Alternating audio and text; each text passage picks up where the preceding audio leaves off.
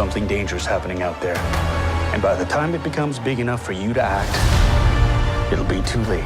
Hey, welcome back to ScreenCrush. I'm Ryan Airy. So there's an exciting news story brewing that I want to talk about today, and it all starts with a certain TV show where Pedro Pascal steps in to protect somebody very important. Save who you can save. No, not that one. I will be your champion. Or that one.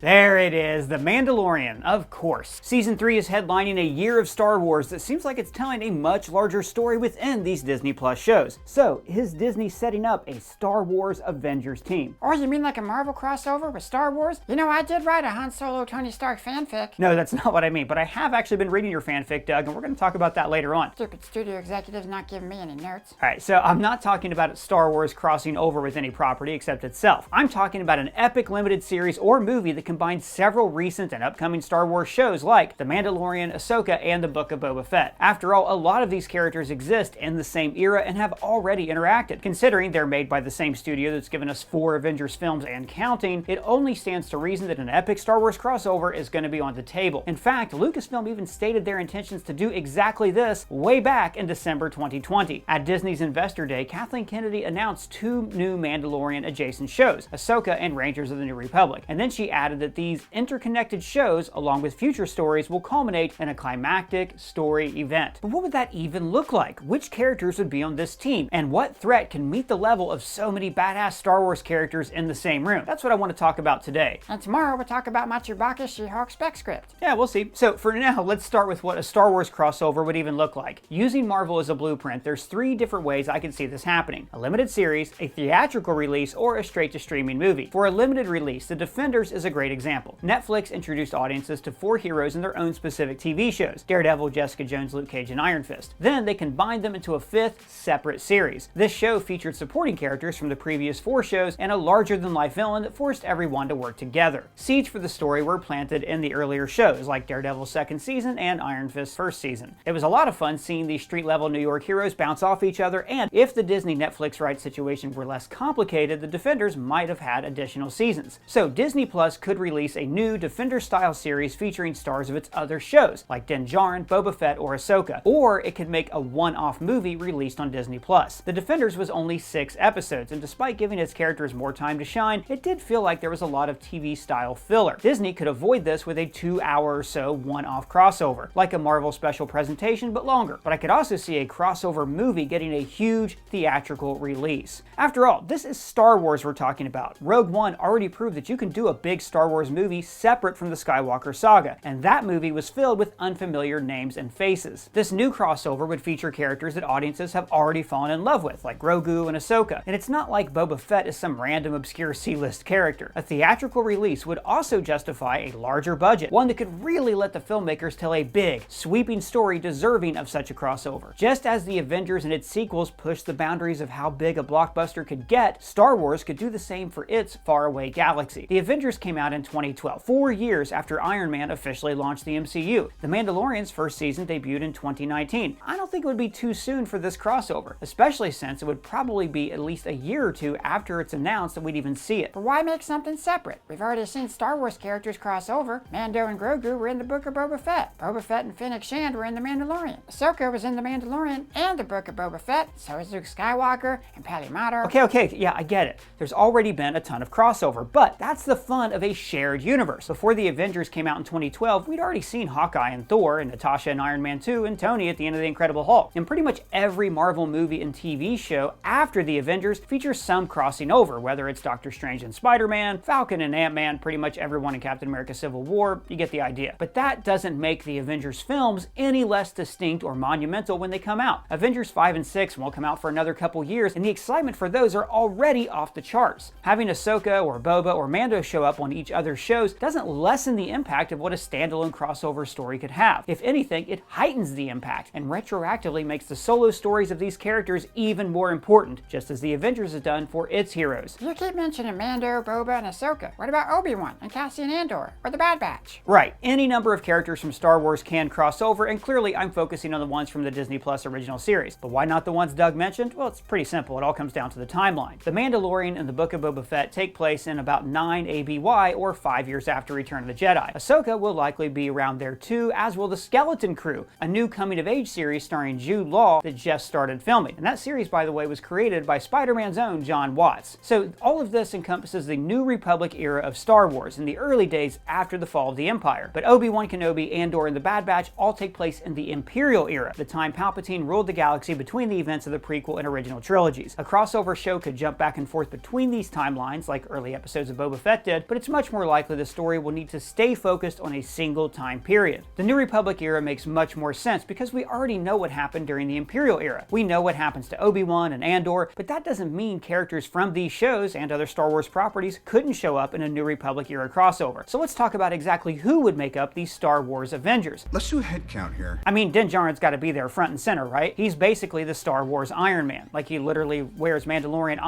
Beskar, and his series also launched with the Disney Plus platform. And he's proved that Star Wars live-action TV works and works well. Also, he's a badass.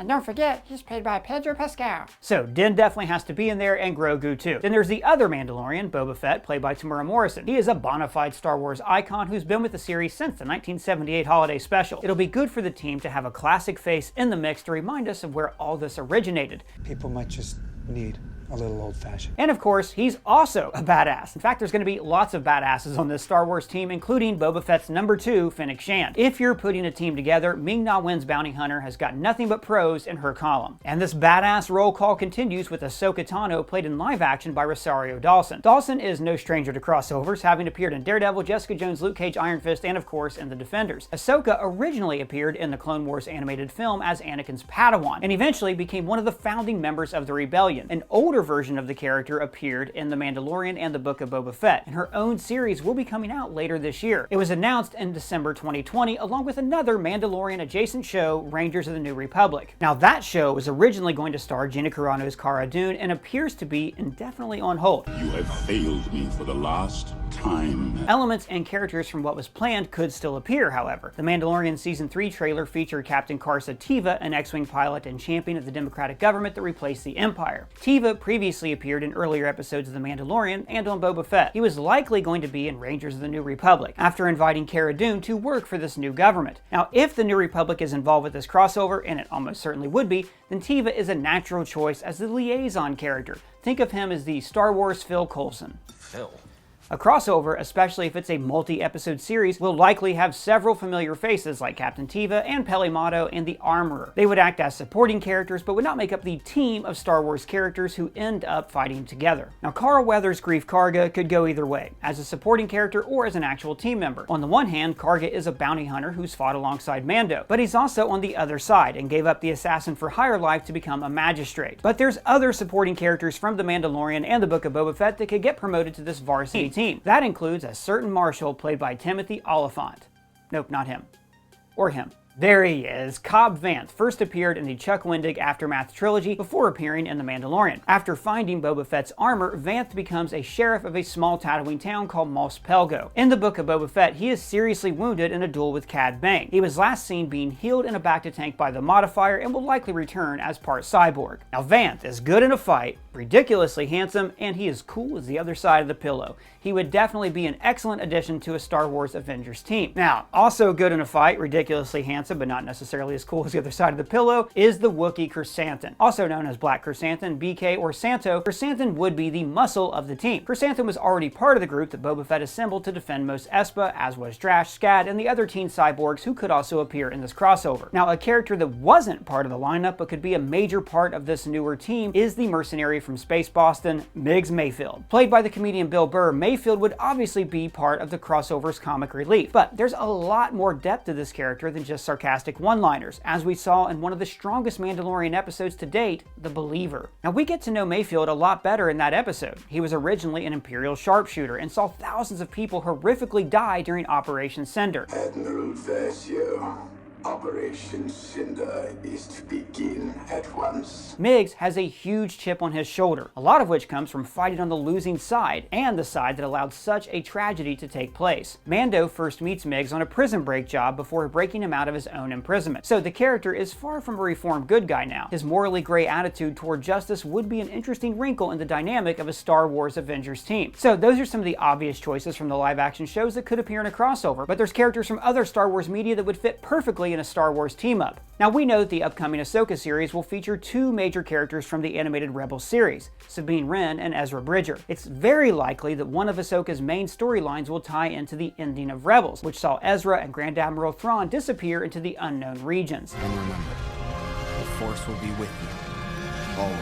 Now we don't know how the storylines of Ahsoka's first season are going to wrap up. Neither Ahsoka nor Ezra are anywhere to be found by the time of The Last Jedi, and Luke more or less says that Rey is the only one left. But that doesn't preclude Ezra from appearing much earlier in this crossover story. More likely though is either Sabine or her former captain Hera Syndulla. Syndulla, another Rebels character, was one of the first rebellion leaders. She and her ship can even be spotted on Yavin and in the Battle of Scarif in Rogue One. Hera is a skilled pilot and a fighter and has strong leadership skills. She can play any number of important roles on an Avengers-like Star Wars team. Maybe she'll even bring along her cantankerous droid, Chopper. Chopper, we're not here to shop. Shopper. Now, you may have noticed that most of the potential team members that I mentioned skew a little middle-aged. Even Grogu is in his 50s. The lineup could also use some young blood, and I think that Snap Wexley is a solid choice to fill that role. Snap Wexley, that annoying kid Picard is always yelling at. But shut up, Wesley. No, that's Wesley, not Wexley. Snap, who was born about a decade before the Battle of Yavin, is one of the main characters in Chuck Wendig's Aftermath trilogy. Even at a young age, he proved to be a skilled mechanic, reprogramming a battle droid into the somewhat psychopathic Mr. Bones. Now, Wedge Antilles was Snap's mentor, and may or may not have ended up being Snap's stepfather. By the time of the sequel trilogy, Snap has become a skilled pilot and a leading figure in Leia's resistance, appearing in 2 films. Tragically, he died at the Battle of Exegol. No, Snap!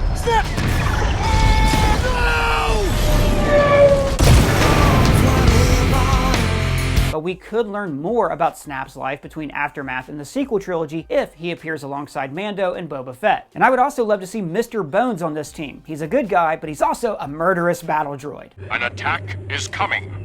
An attack is coming? When?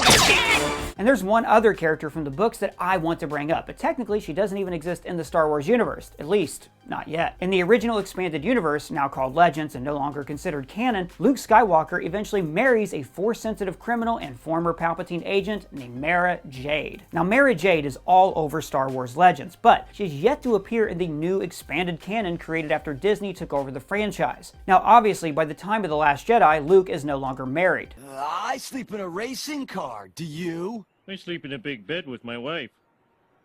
Oh. But that doesn't mean that he stayed a bachelor forever. He may have linked up with Mara Jade at any point between the Book of Boba Fett and the sequel trilogy. And with her previous canon wiped clean, her backstory can be pretty much anything. Not only would she be a really cool addition to a Star Wars crossover, but she would even play a vital part to whatever epic story brings all these characters together. What about Luke Skywalker? Can he be on the team? Yeah, he could totally be on the team, but considering that the Luke of this era has to be deep-faked, he might cost a little too much to be a main character. You are very expensive. Mara Jade, though, could stand in Luke's place and fill in some of his story without him needing to be on screen all the time. After all, he'll be pretty busy starting his new Jedi school. Okay, so you got all these Star Wars Avengers teaming up. But teaming up against who? The First Order? Maybe. Now there's a chance that this crossover could be used to chronicle the First Order's rise to power, bridging the sequel trilogy and the earlier timeline. Obviously they skipped over a lot of story when we suddenly saw the world of episodes 7 through 9, and there's still a lot of questions that are left unanswered. Now just as Dave Filoni used Clone Wars and Rebels to better flesh out the world of the prequels, these New Republic stories can start filling in the blanks left by the sequels. Now you probably haven't seen this scene from The Rise of Skywalker, but let me play it for you so you know what I mean. Somehow Palpatine returned.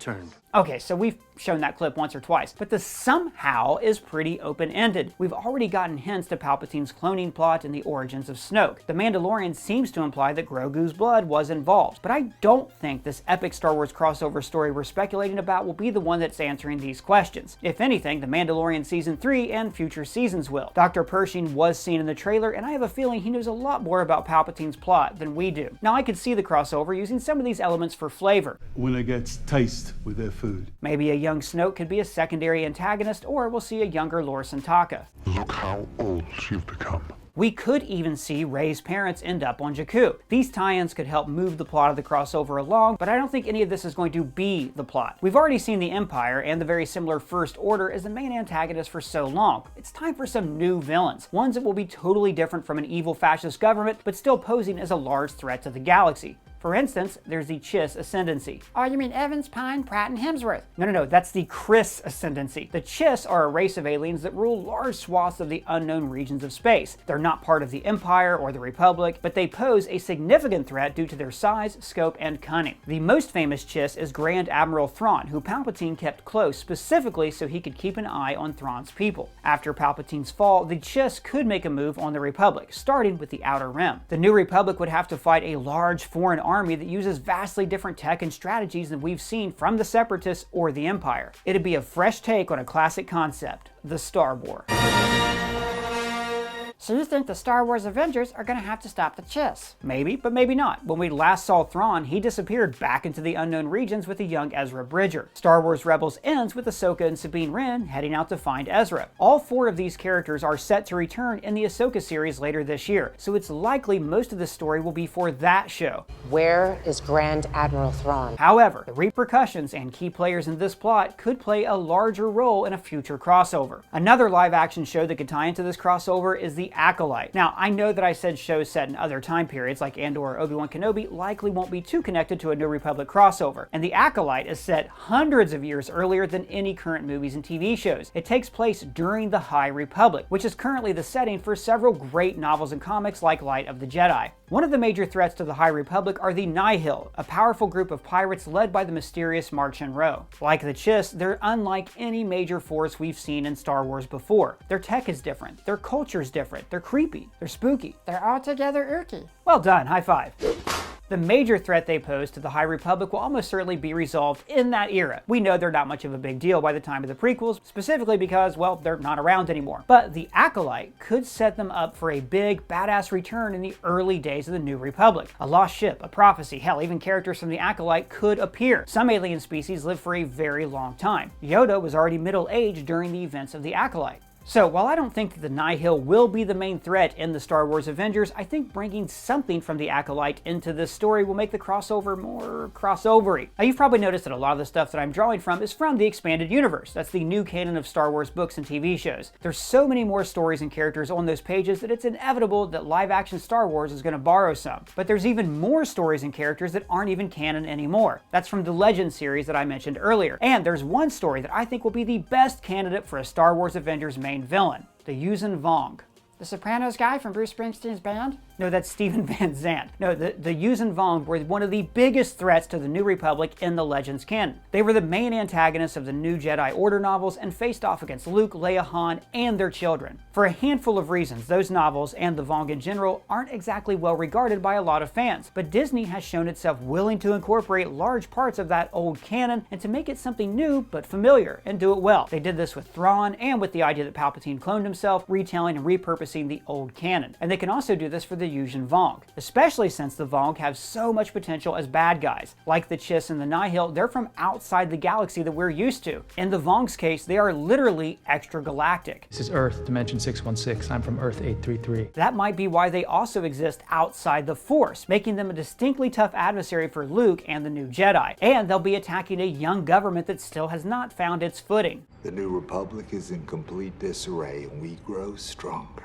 That's why the New Republic might need to assemble a crack team of heroes that don't rely on the Force. Mando, Boba Fett, Fennec Shand, Cobb Vanth, Sabine Wren, and Mara Jade. Bring Rex and any surviving Bad Batch clones out of retirement. And of course, some Force powers might also come in handy, so Grogu and Ahsoka will have roles to play. Hell, maybe even Cal Kestis from Fallen Order. But these Star Wars Avengers will mostly be non-Force users. They'll think outside the box and combine their skill sets to defeat the Yuuzhan Vong while the New Republic is still getting on its feet. So by the time of the sequel trilogy, the Vong will be a distant memory, a footnote in history. But hindsight's 20/20, isn't it? In 12 ABY or so, the Yuuzhan Vong might be the galaxy's biggest threat, with only one team to stop them. Well guys, what do you think of the Star Wars Avengers? Who should be on the team? Let me know in the comments below or add us on Twitter. And if it's your first time here, please subscribe and smash that bell for alerts. For ScreenCrush, I'm Ryan Airy.